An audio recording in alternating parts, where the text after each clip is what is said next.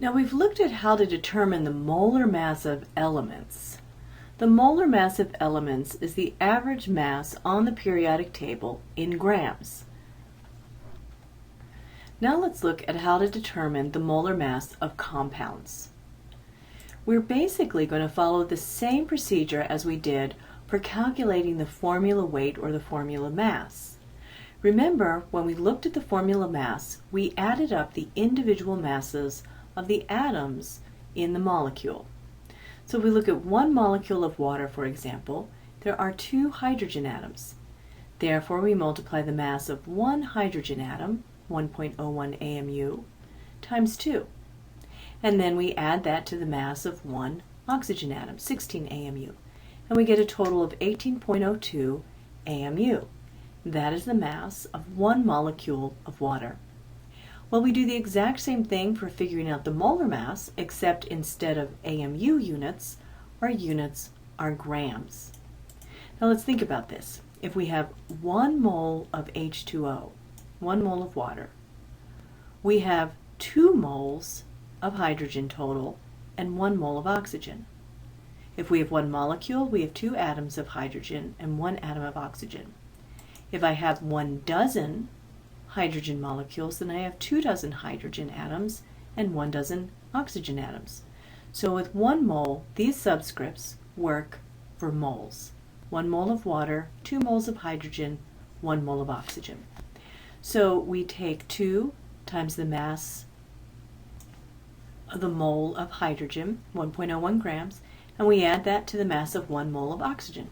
We get 18.02 grams. So it's the same method as determining the formula mass, except we use grams instead of AMU. So pause the slide for a few seconds and figure out the molar mass of calcium carbonate. Now to figure out the molar mass, we've got to know what the formula is. And this is an ionic compound. Calcium is a metal. But we know based on its position on the periodic table, here's calcium in the second column with the alkaline earth metals, so it's a positive 2. And we know that carbonate is negative 2 because it's a polyatomic ion, and that's the charge always of carbonate.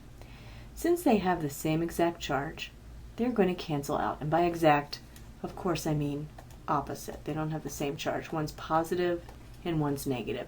So here's the formula of calcium carbonate. Now to figure out the molar mass, what I do is I just list each element from left to right in the way that it occurs in the formula.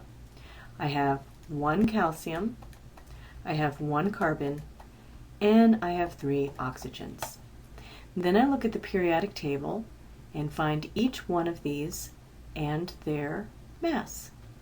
So calcium has a mass of 40.08 grams in a mole.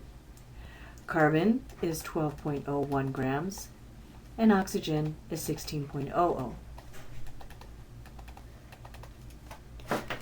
So then we do our math.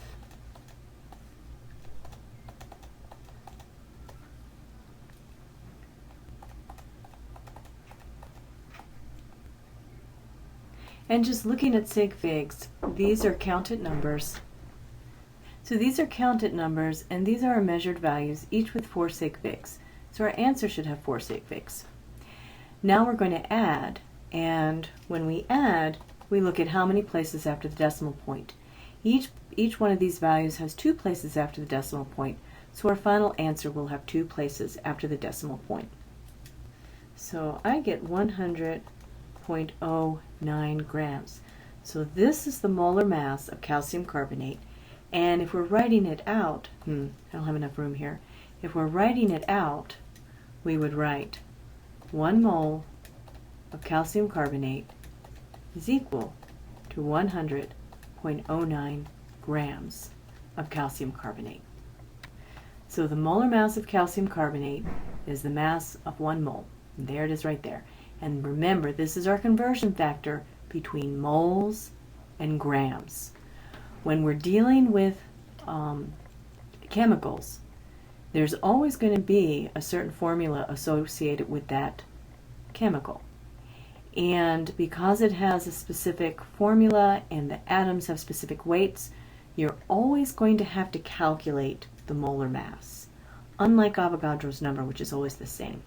So because the molar mass depends on composition, when you need a molar mass conversion factor, you will have to calculate it based on the chemical formula.